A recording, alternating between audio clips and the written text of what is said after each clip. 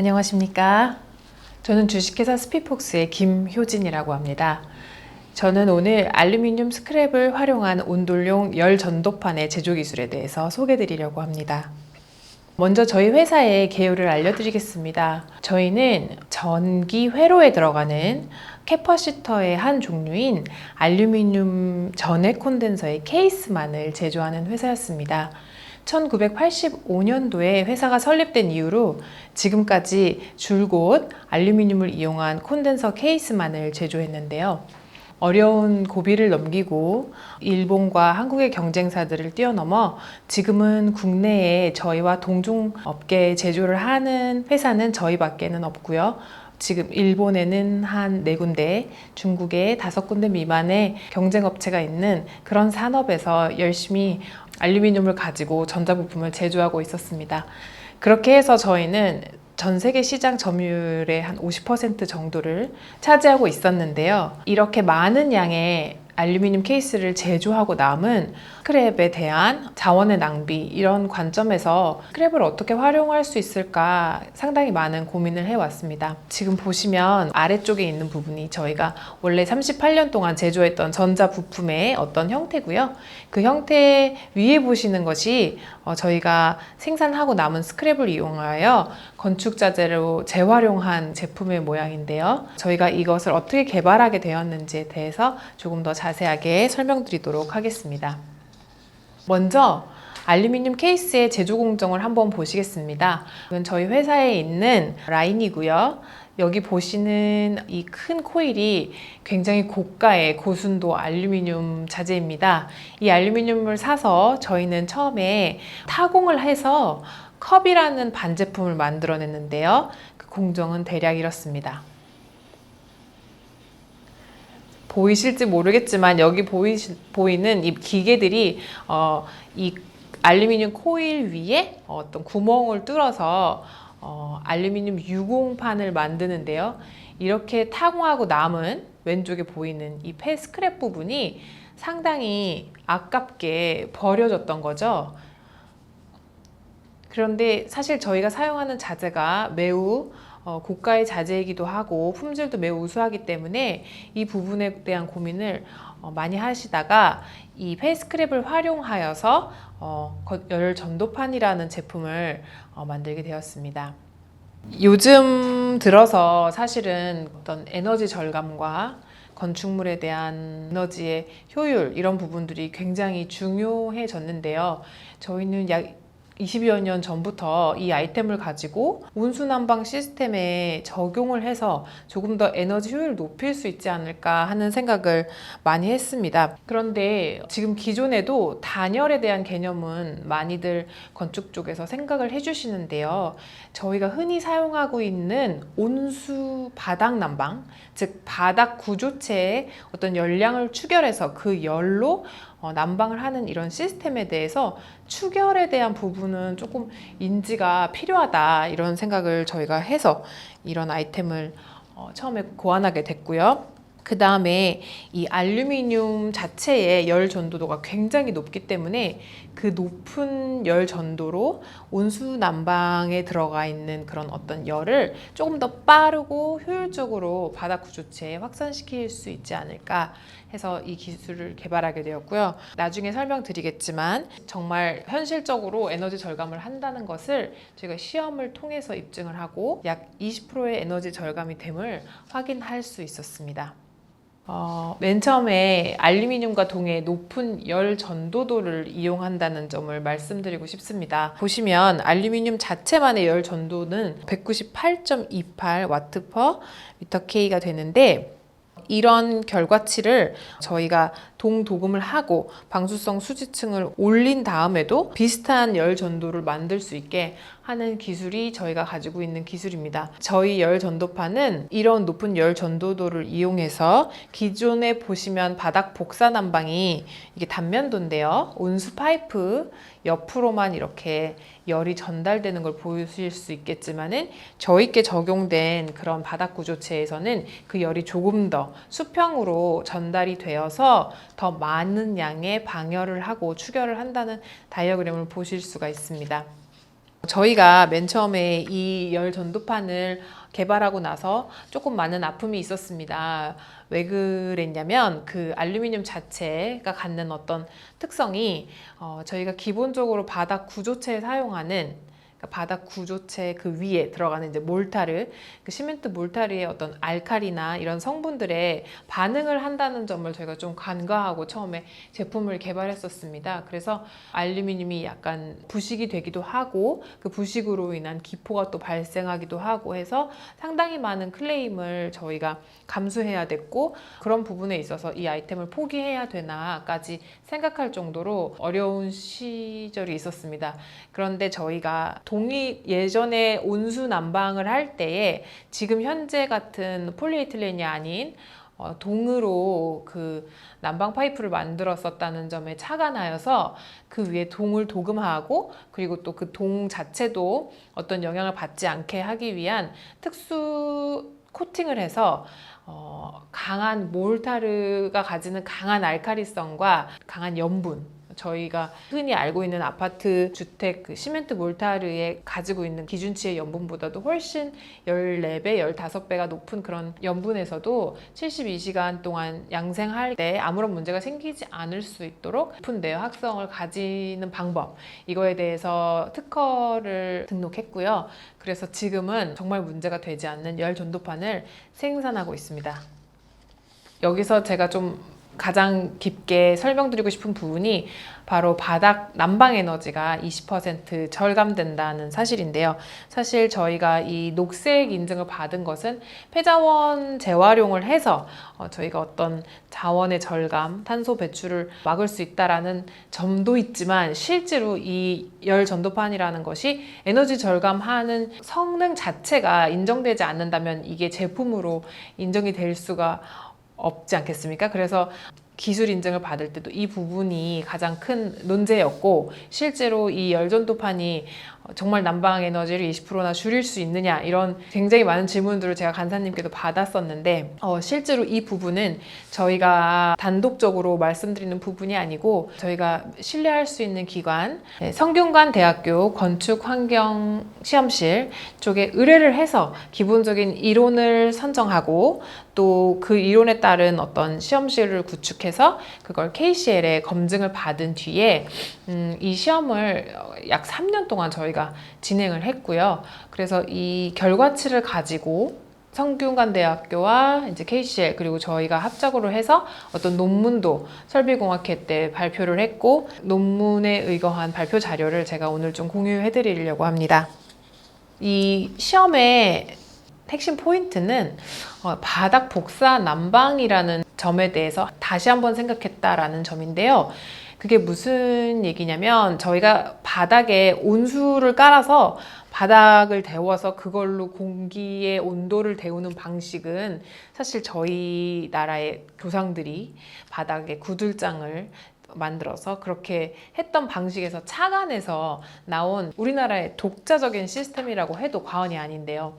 이 바닥 복사 난방이라는 것은 바닥 표면의 온도를 높여서 그걸로 공기를 데우는 부분이 가장 큰 점이다 해서 오늘날에는 그렇게 저희가 사용을 하고 있지만, 실질적으로는 바닥 자체가 주는 어떤 복사열, 이 복사열로 인해서 그 안에서 거주하는 사람들이 훨씬 더 쾌적할 수 있다라는 이 쾌적성이 반드시 동반돼야 되는 아주 훌륭한 난방 시스템이라고 저희는 생각하고, 또 이 점을 조금 더 깊게 착안했습니다. 그래서 이 바닥 복사 에너지는 바닥면이 구조체가 가지고 있는 열 에너지가 많으면 많을수록 조금 더 방열이 오래되면서 실내를 더 따뜻하게 유지할 수 있을 뿐 아니라 바닥에서 나오는 열이 우리 인체 피부로 바로 대류가 되면서 조금 더 따뜻함을, 그리고 쾌적하고 안락함을 느낄 수 있는 그런 시스템이었는데요. 최근에 이제 저희가 흔히 진화시킨 이 온수 난방 시스템을 보게 되면은 원래 원리에서 조금 떨어진 아쉬운 점이 있습니다. 그게 뭐냐면, 바닥 구조체 전체가 골고루 따뜻해지는 게 아니라 온수 난방 파이프가 이렇게 지나가는 자리와 그렇지 않은 자리에 상당한 온도차가 생깁니다. 그 온도차로 인해서 어떤 고른 열 전달 혹은 추결이 조금 부재하게 되고, 그러면서 바닥 구조체가 가지고 갈 수 있는 추결량이 감소한다는 사실을 이제 저희가 착안해서 그 포인트에 맞춰서 이 시험을 진행하게 되었습니다.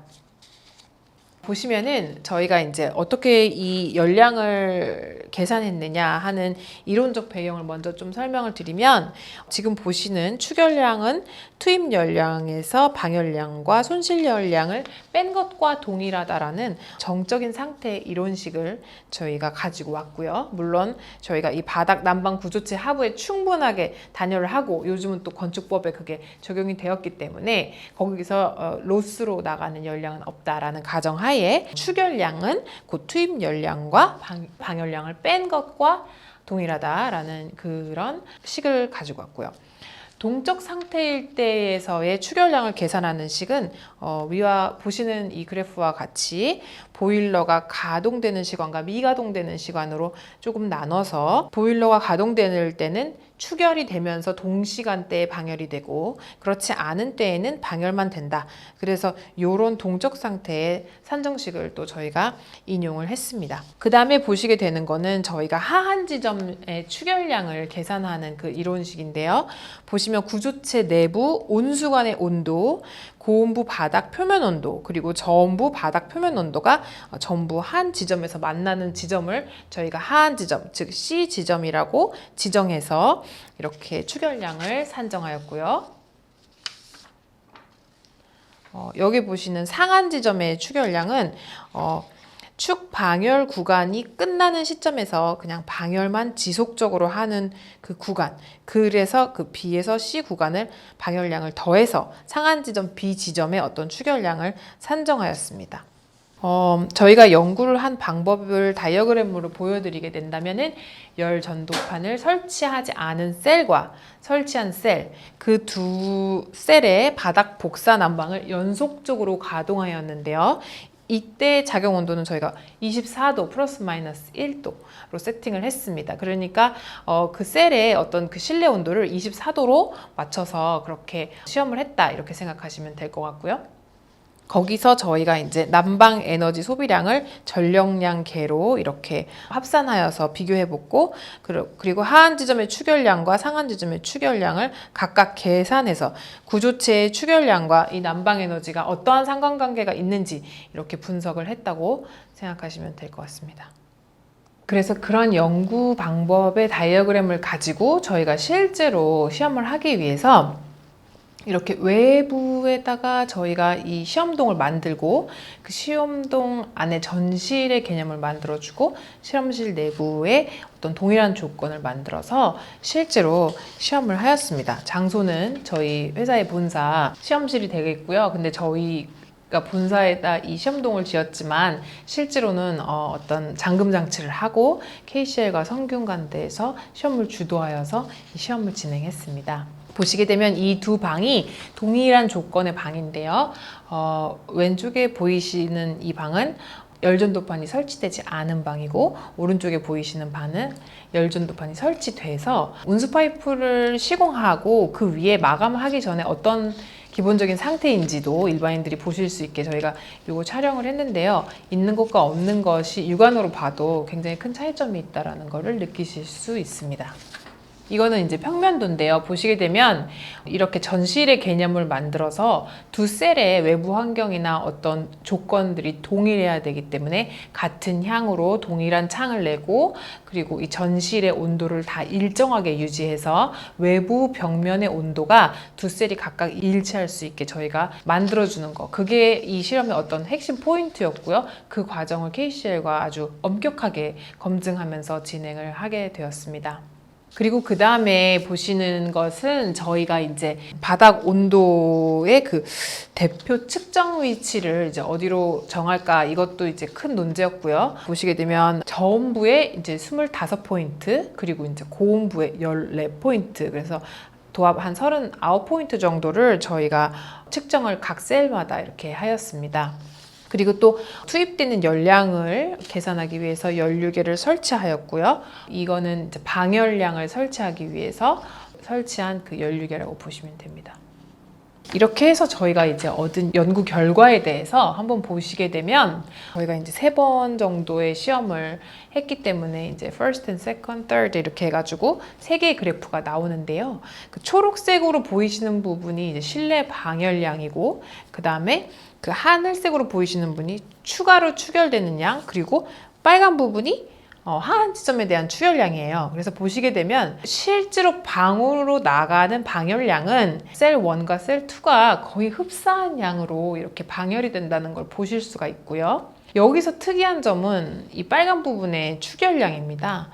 왼쪽의 그래프보다 오른쪽이 훨씬 더 밑으로 내려와 있는 형상을 보실 수가 있는데 이만큼 하한 지점일 때 추결량이 더 컸다라는 그런 거를 확인할 수 있는 연구 결과입니다. 그런데 여기서 보시는 것처럼 추가 추결량 하늘색 부분이 오른쪽 빨간 부분이 밑으로 내려온 만큼 오른쪽 파란색 부분이 훨씬 더 밑으로 내려와 있지 않습니까? 이게 바로 추가 추결이 덜 되었다. 그럼에도 불구하고 똑같은 양의 방열을 할 수 있었다라는 것을 비교한 그래프입니다. 그 다음에 보시는 것이 이제 저희가 정확한 추결량을 다 계산해서 더해서 이제 서머리를 했는데 보시게 되면 왼쪽이 26,000kJ 그리고 오른쪽이 29,000kJ로 약 12%의 추결량이 향상되었다.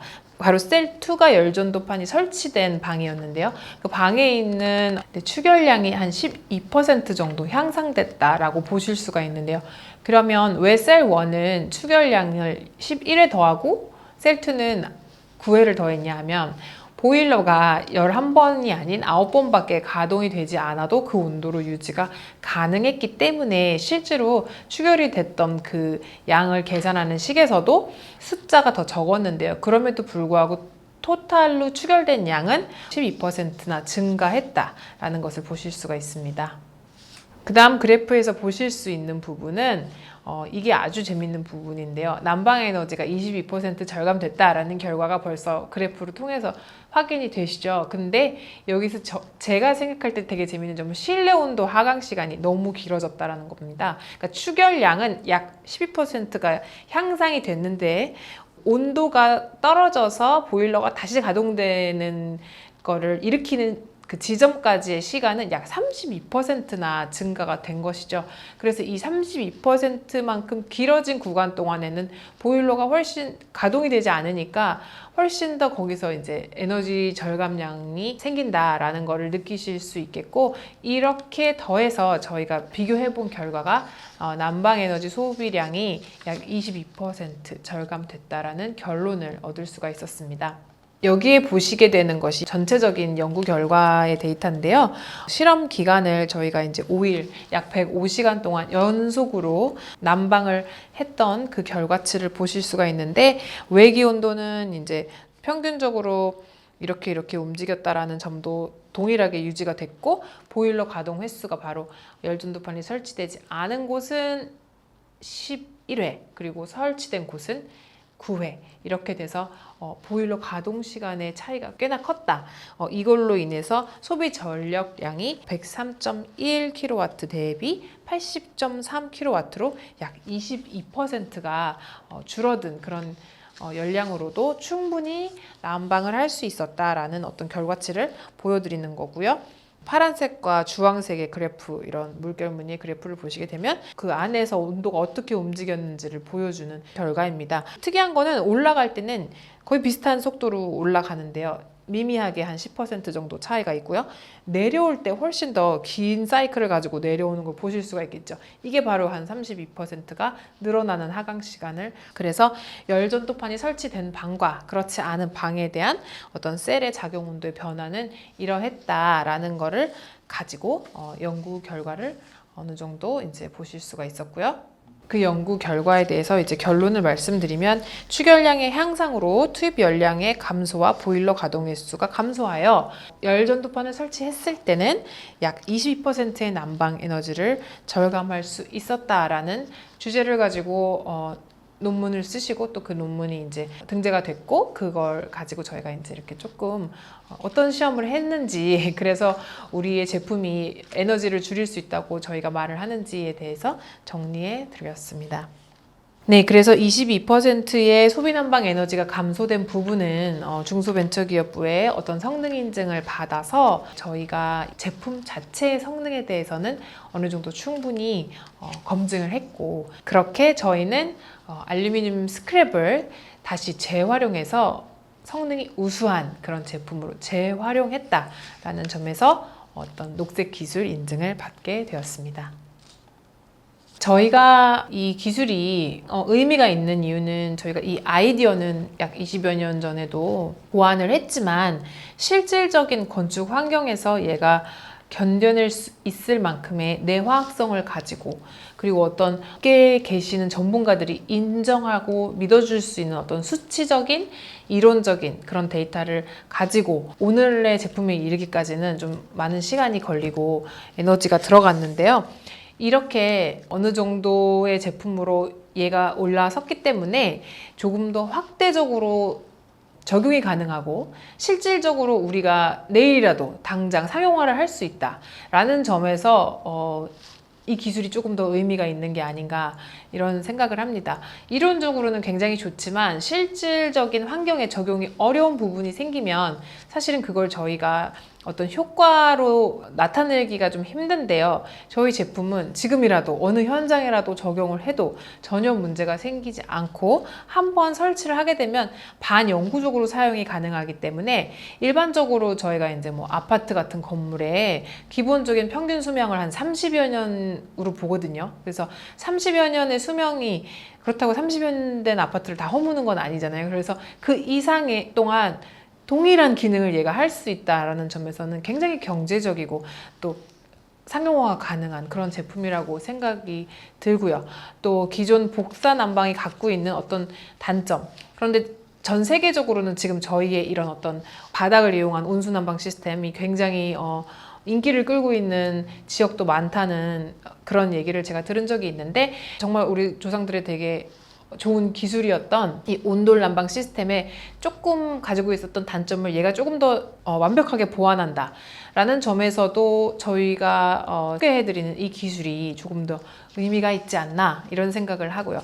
밑에 보시는 거는 열전도판을 설치한 곳과 그렇지 않은 곳에 어떤 바닥의 온도에 대한 차이가 있고 없고를 나타내는 이제 그림인데, 보시면 아래쪽에 있는 부분들은 골고루 빨간색이라는 걸 보실 수가 있고, 위쪽에 있는 그림은 이렇게 빨간색 일부분에 이제 초록색이 보이는 걸 보실 수가 있잖아요. 열화상 카메라로 찍은 데이터인데 이런 차이점이 생기는 요 아주 작은 단점을 저희가 조금 더 보완할 수 있다라는 점에서 좀 의미가 있고, 그 부분을 또 이제 적용한 곳에 대한 사진도 함께 이렇게 보여드렸습니다.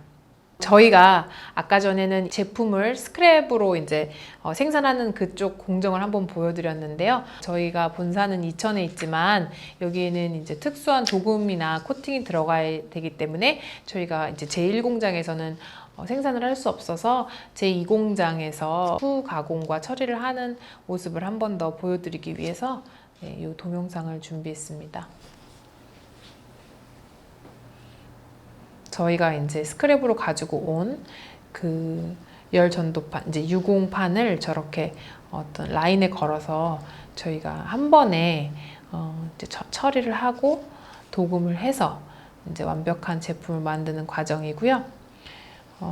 일부 건설사들은 저희가 이제 이렇게 어려움을 겪으면서 그 제품의 성능을 올렸는데도 불구하고 아무래도 이제 원가적인 측면이 올라가다 보니까 조금 부정적으로 생각하는 조금 그런 시점도 없지 않아 있었는데, 이제 현실적으로 많은 그 전 세계가, 그리고 많은 부처에서 어떤 에너지 절감에 대한 부분을 많이 중요하게 이렇게 생각해 주시기 때문에 요즘은 조금 더 오픈된 그런 견해로 저희 제품을 바라봐 주시는 고객분들도 많이 생기고 계십니다.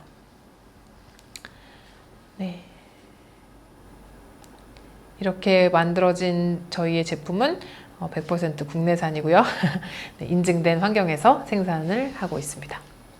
다음은 이 열전도판을 재활용함으로 인해서 저희가 어떤 환경적인 그런 효과가 있는지를 보여드리기 위해서 만든 표를 한번 설명드리도록 하겠습니다.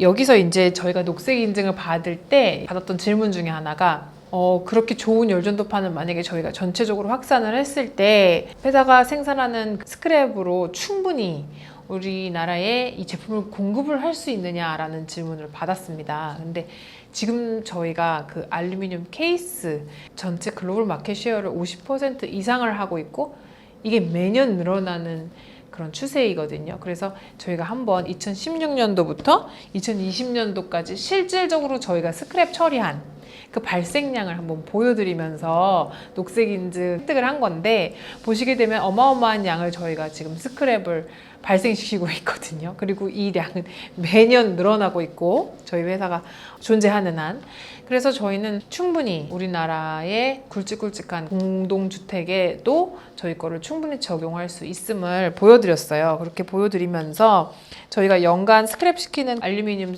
그 유공판을 열전도판으로 제조했을 때 그럼 도대체 얼마만큼의 탄소가 줄어들 수 있느냐를 계산해 봤는데 굉장히 쉽더라고요. 알루미늄 같은 경우는 이산화탄소 배출 계수가 정확하게 나와 있기 때문에 계산식으로 그냥 중량에 대해서 곱하기만 하면 나오는데, 그 부분이 바로 위에 보시는 연간 3,750톤이라는 어마어마한 양을 세이브 할 수 있습니다. 그래서 폐자원 재활용만으로도 3,750톤이라는 탄소는 그만큼의 탄소를 흡수하는 탄소 흡수원, 즉 산림으로 이제 비교했을 때 북한산 면적이 약 78.5km 제곱미터에 달한다고 하는데, 이거의 25%의 면적에다가 산림을 조성하는 효과가 있는 그런 탄소량을 폐자원 재활용만으로 줄일 수 있다라는 것을 보여드리는 표입니다.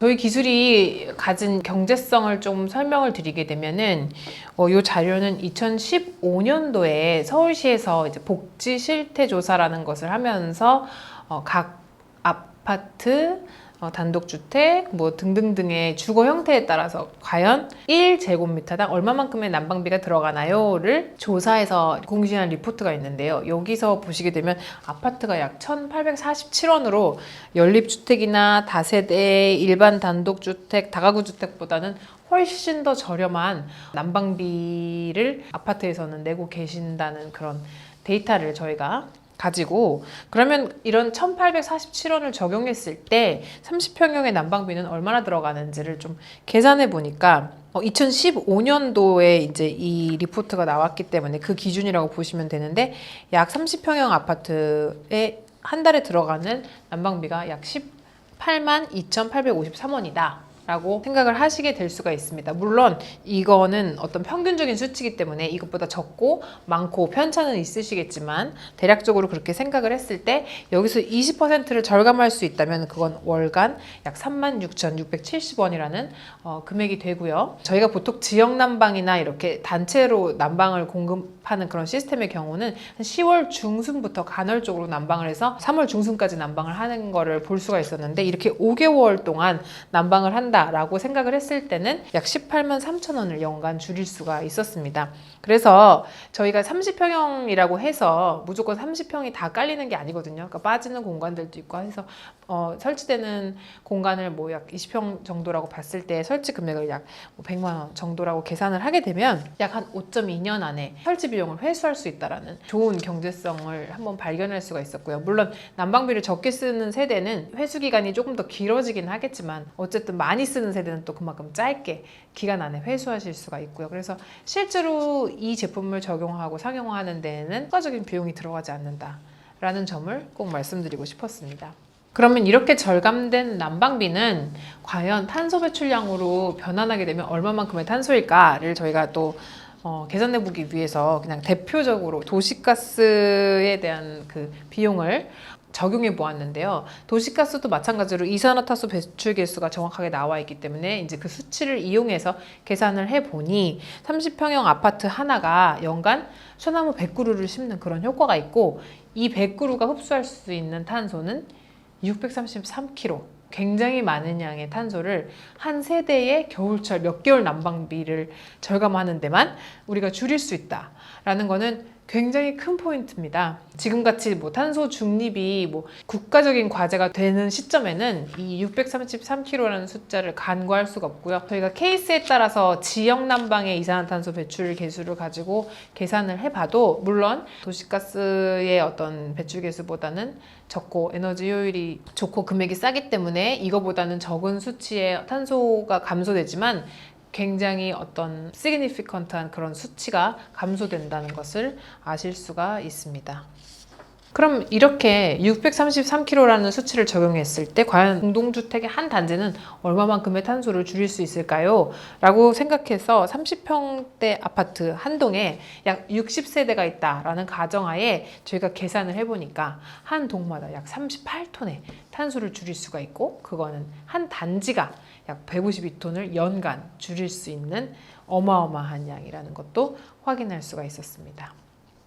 저희가 2016년도부터 버렸던 그 스크랩의 양을 대략적으로 우리가 열전도판으로 활용할 때 과연 몇 세대의 공급이 가능할까라는 것들을 아주 보수적으로 한 70% 정도 활용한다고 했을 때에 6만 세대에 적용이 가능하다라고 했을 때 그러면 연간 6만 세대는 난방비 절감으로 얼마만큼의 탄소를 줄일 수 있느냐를 또 한번 계산해 봤는데요. 연간 24,500톤.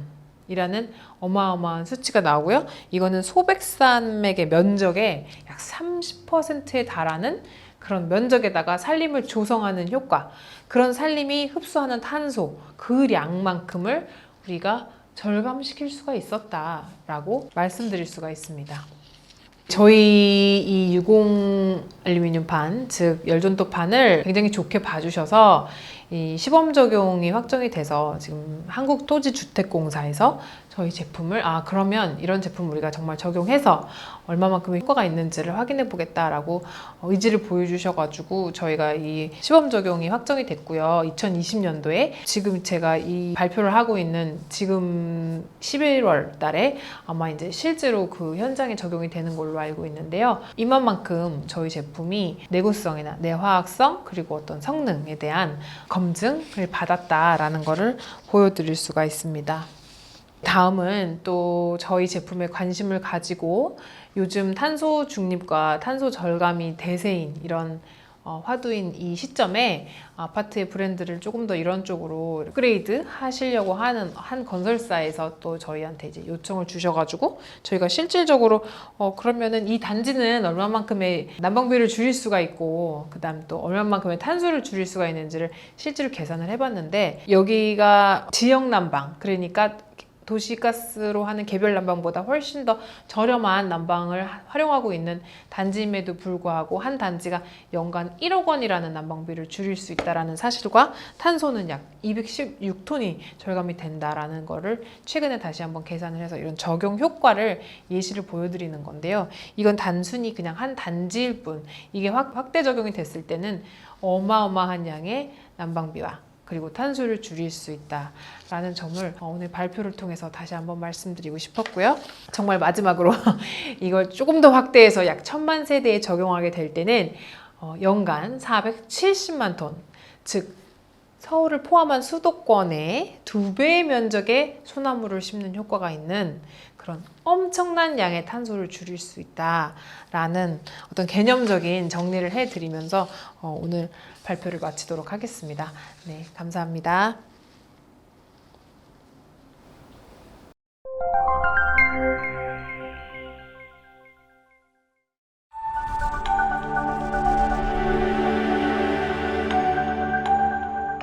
안녕하십니까.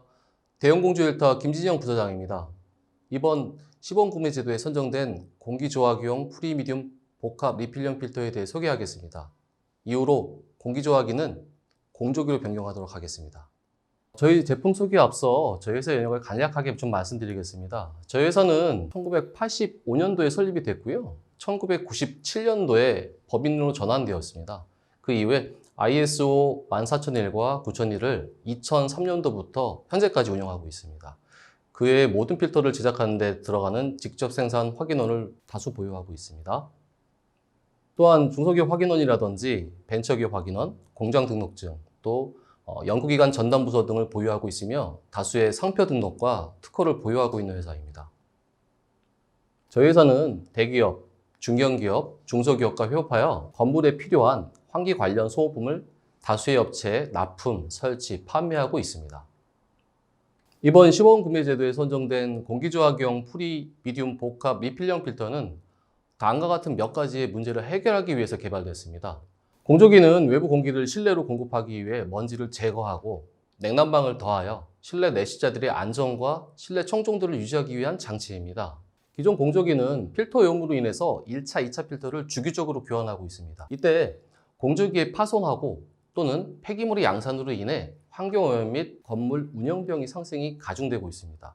이에 폐기물량을 줄일 수 있도록 리사이클링을 하는 걸 고안하여 그로 인해 환경오염을 낮추고 공조기의 노후도를 낮출 수 있도록 연구하였습니다. 기존 공조기용 필터의 문제점 및 한계점에 대해서 좀 알려드리겠습니다. 기존 공조기용 필터는 필터 프레임과 여과지의 고정을 위해서 한멜트라는 용융 접착제를 보통 사용합니다. 이때 필터 조립 후에 정면에만 접착제가 도포되므로 그 경우 접착제가 도포되지 않은 나머지 부분들이 대부분 공기의 누설의 원인이 되고 있습니다.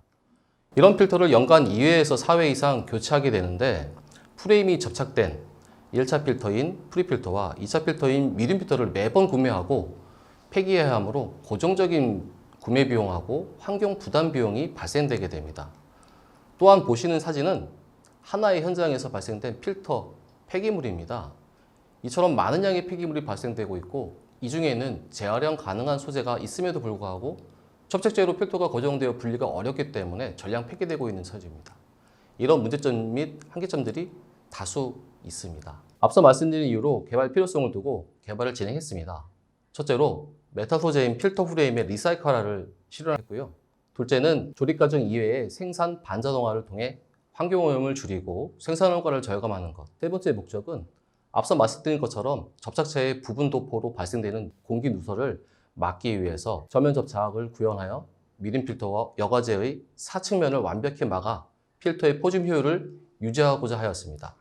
넷째로 필터 여과지만 분리 폐기하여 소각 가능하도록 하여 2차 오염을 방지하는 것입니다. 개발 제품은 여과지의 테두리를 압축된 부직포로 밀봉하여 열 전달을 최소한으로 할 수 있게끔 되어 있어서 필터의 파손을 막을 수가 있고 불량 구조로 폐기물 감량과 자원 재생에도 용이하도록 하였습니다.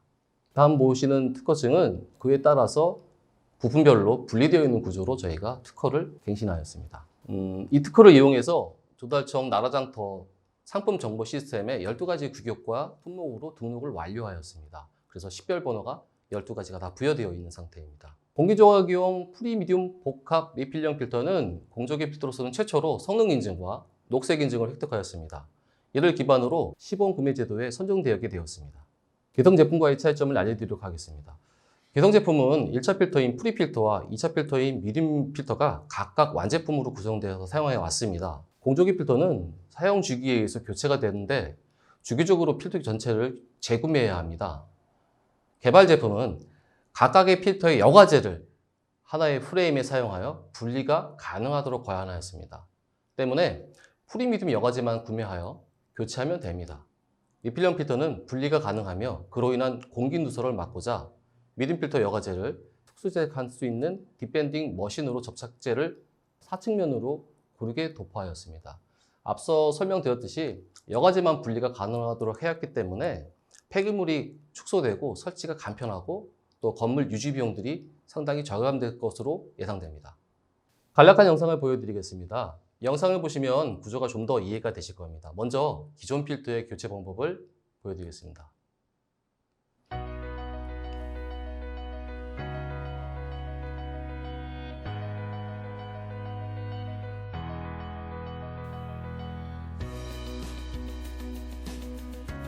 기존 공조기에 미디움과 프리를 삽입하는 방식으로 보편적인 건물에 사용을 많이 하고 있는 제품입니다. 전체 완제품이 동영상과 같이 설치가 됩니다. 다음으로는 멀티 제품은 저희가 개발했던 멀티 제품이 삽입되는 방식입니다. 우선 홀딩 프레임에 필터 프레임이 장착이 되고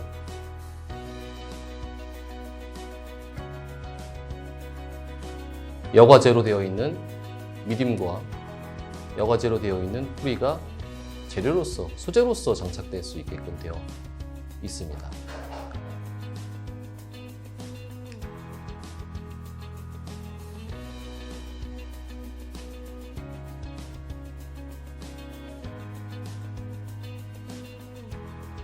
지금 필터의 설치 방법과 설치 방식에 대해서 좀 더 자세하게 동영상을 만들었습니다.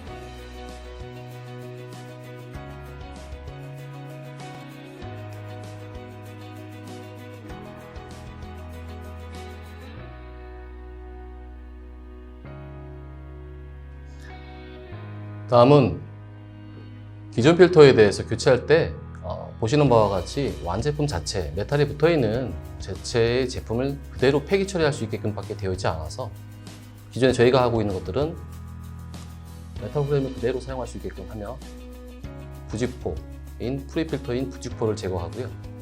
허니코어는 미디움 필터의 공기 누설을 막고 공기가 일정하게 흐를 수 있게끔 유지하게끔 재사용할 수 있게끔 되어 있고요. 미디움 필터는 보시는 바와 같이 여과제로 폐기 처리하게끔 되어 있습니다.